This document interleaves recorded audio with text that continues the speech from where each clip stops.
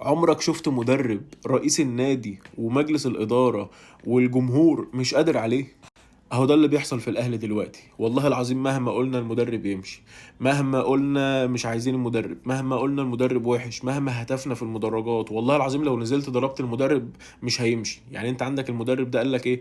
انا هقعد لنهاية عقدي، يا اما عايز تمشيني اديني فلوس الشرط الجزائي اللي انت ماضي عليه واللي انت مش قادر تدفعه لي. فانا قاعد غصب عنك وغصب عن رئيس النادي وغصب عن سيد عبد الحفيظ وغصب عن ياسين منصور وغصب عن الدنيا كلها. وبس هو الراجل ما عندوش غير كده. والله بقى تخسر افريقيا، تخسر دوري، تخسر كاس، تخسر مش عارف ايه، ان شاء الله النادي كله يقفل، بس هو مش ماشي غير في نهاية عقده.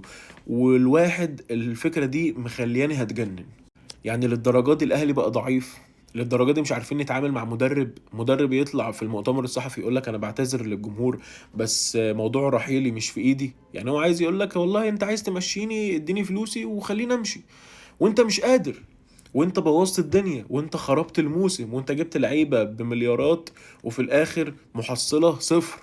وحاجة أخيرة بس عايز أقولها، لو الأهلي مش هيشارك في بطولة دوري أبطال أفريقيا، أنا أتمنى من كل قلبي نفنش مركز رابع وزد يكسب الكاس عشان يشارك هو في الكونفدرالية. وأنا مش عايز أشارك في أي بطولة قارية الموسم الجاي إلا لو هشارك في دوري أبطال أفريقيا. يا دوري أبطال أفريقيا يا لأ.